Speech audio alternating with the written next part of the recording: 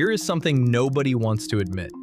The watch on your wrist is having a conversation about you, and you were never invited to it. In your head, you are broadcasting one message, but the person standing across the room is receiving a completely different one, and they finish making up their mind in about 2 seconds, long before you have even said hello. So today we are turning the camera around. We are not going to stand at your wrist, admiring the thing you saved up for. We are going to stand on the far side of the room and read what it really says about you, whether you like it or not. 9 wrists in order, from the watch that everyone in the world can name, to the wrist wearing absolutely nothing. And stay for number 4, because the cheapest watch on this entire list quietly outranks half the Rolexes in the building, and there is a very good reason why. We start with the wrist you are convinced has already won. You saved for it, you did about 10 minutes of research online, and you walked out of the boutique wearing a Rolex Submariner, or maybe a Datejust catching the light across a crowded bar. In your head, this says you have arrived. From across the room, it says something a little less flattering. It says you bought the answer everyone already knew. And here is the part that stings, because the Submariner and the Datejust are truly excellent watches. That is exactly why they are the safe choice. This is the wrist equivalent of walking into the best restaurant in the city and ordering the most popular dish on the menu. Nobody can fault the decision. Nobody is impressed by it either. To the people who actually know watches, it reads as competent and just slightly predictable. The watch of the successful dentist who did very well for himself and wants the whole room to understand that at a glance. To everybody else, it reads as the one luxury watch they can name, which means you are being admired for the least original thing you own. And I say this with love because I have owned the safe one too. There is nothing wrong with the safe choice at all, except that safe and memorable almost never end up sitting on the same wrist, which is almost tragic until you meet the next wrist. The one that spent even more money to be seen by almost nobody in the room. Number 2 is the Patek Philippe, and this is the watch you are certain is going to floor the entire party. Here is what actually happens. 95% of the people in that room have no idea what it is, and the valet hands your keys back without a second glance at your wrist. That is not a flaw. That is the entire point, and somewhere deep down, you already know it. Patek is old money. It is the kind of wealth that was handed down quietly across generations rather than posted online last Tuesday, worn by people who would rather die than tell you what it cost. The 3 people in the whole building who can recognize a Patek from across a room are the only 3 whose respect you were ever actually chasing, and they clocked it before you finished shaking hands. Everyone else just thinks you are wearing a nice dress watch, which is somehow both the tragedy and the flex at the same exact time. Now, quick pause. If getting roasted by your own wrist is your idea of a good time, do the honorable thing and subscribe, because this is exactly the sort of thing we do around here every week. And keep hold of that old money feeling, because the next watch used to signal rare, quiet taste, right up until about 40 guys at the same party ruined it forever. Number 3 is the Audemars Piguet Royal Oak, and there genuinely was a time when this wrist signaled rare taste. That time is over. The Royal Oak started life as one of the most brilliant designs ever bolted onto a human wrist. That integrated steel bracelet, that textured tapisserie dial, a watch that broke every rule in the room and somehow got away with it. And then it became the uniform. This is the finance bro watch now. This is the wrist of the guy who works in private equity, who brings up resale value at the dinner table unprompted, and who quotes the exact same 3 watch influencers as every other man standing in his section of the room. And I want to be very clear here because this part matters. The watch did nothing wrong. The Royal Oak is still spectacular. The crowd that adopted it is what changed the message. And the message now is that you and about 40 other men at this event all made the identical decision. And every one of you is silently praying nobody else notices. So the watch that was supposed to say individual somehow ended up saying committee. Which brings us straight to number 4, the one I promised you at the very start. The watch that costs less than the rubber strap on that Royal Oak and still walks in and out ranks the entire room. The most secure man in almost any room is wearing the cheapest watch in it. Number 4 is the Casio F-91W. That little black resin thing that looks like it fell out of a cereal box back in 1991. You think you are wearing it ironically. Everybody else reads it as the most self-assured move on the entire table. Because here's the quiet secret of this watch. It screams broke on paper, and it is worn entirely on purpose by actual billionaires, by tech founders, by men so far past needing to prove anything to anyone that the not proving has become the whole tell. When one guy wears a cheap resin Casio in a sea of Submariners, he is making the single most confident play available to a human wrist. It costs less than your lunch. It outranks half the luxury pieces in the building on pure self-assurance alone, and it does not even seem to notice them. This is the anti-flex that accidentally curved all the way back around and became the biggest flex of them all. Hold that idea in your head. The quiet, priceless non-statement. Because number 5 is about to do the precise opposite, as loudly as it is physically possible for a watch to do anything at all. Number 5 is the Richard Mille, and in your head, this is the ceiling. This is the ultimate flex, the watch that walks in and simply ends the conversation. What actually happens is the room splits clean down the middle in about 1 second flat. This is the hype beast wrist, the new money wrist, the watch on the crypto guy, the touring rapper, the rich kid holding a drink on a yacht in somebody else's group photo. Half the room reads it as pure arrival. The other half feels a small, involuntary wave of second-hand embarrassment and cannot quite explain to themselves why. So let me explain it. That skeletonized dial and that rubber strap, the one that costs more than the car most people drove here in tonight, are not whispering anything to anyone.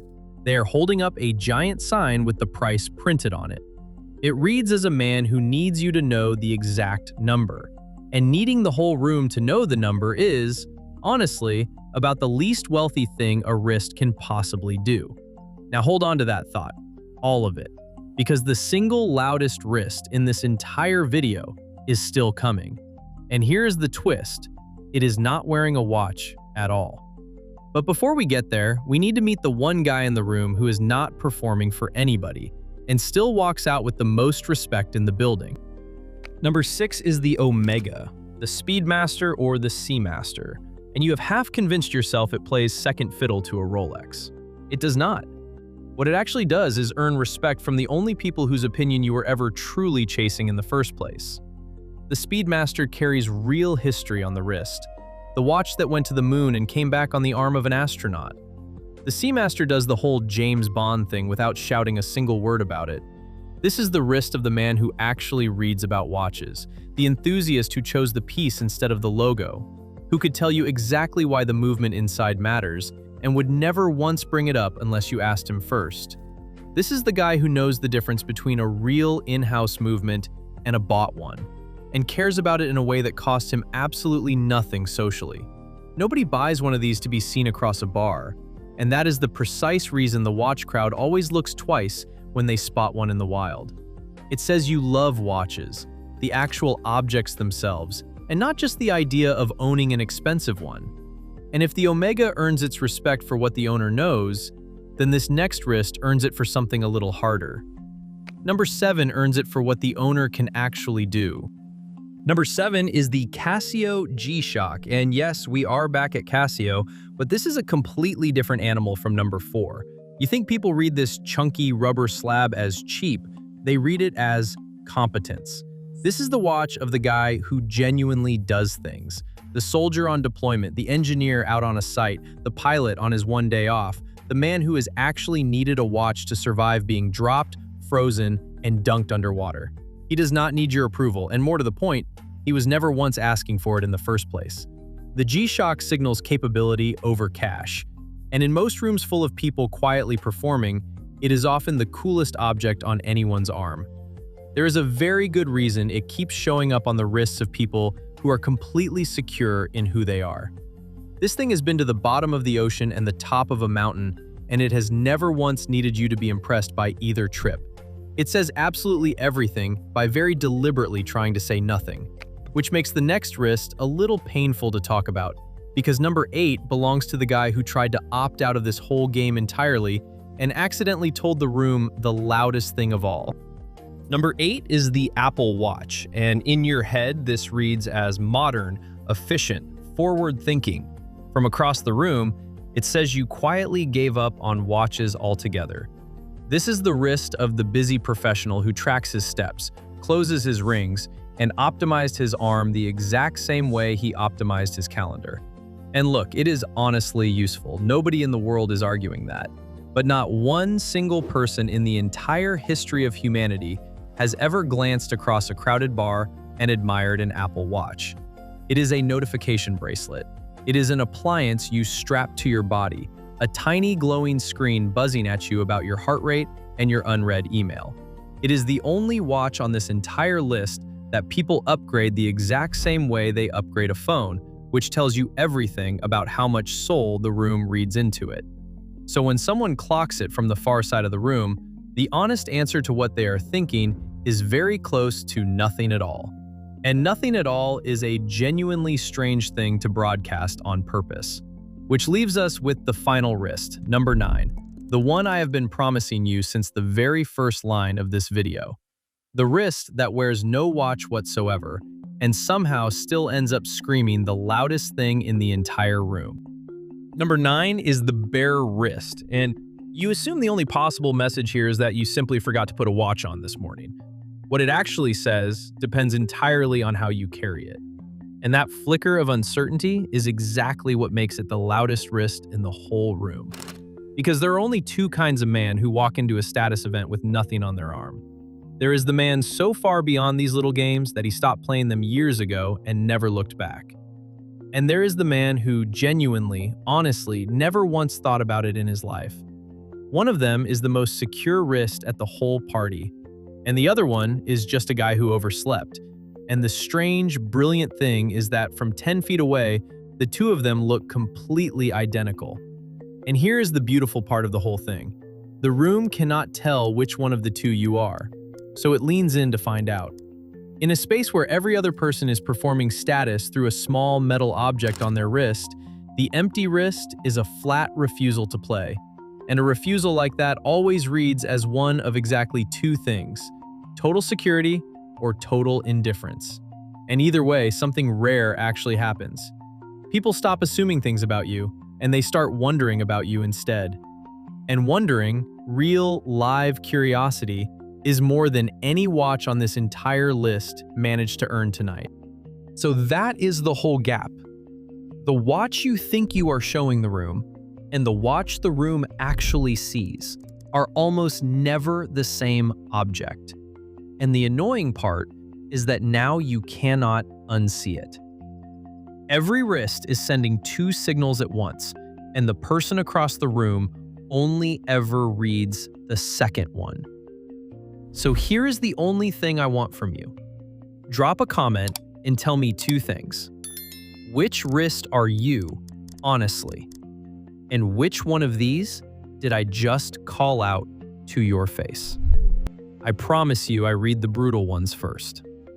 And if there is a watch you swear by that did not make the list, name it down below, because the sequel is already taking shape, and your wrist might just be next on the block.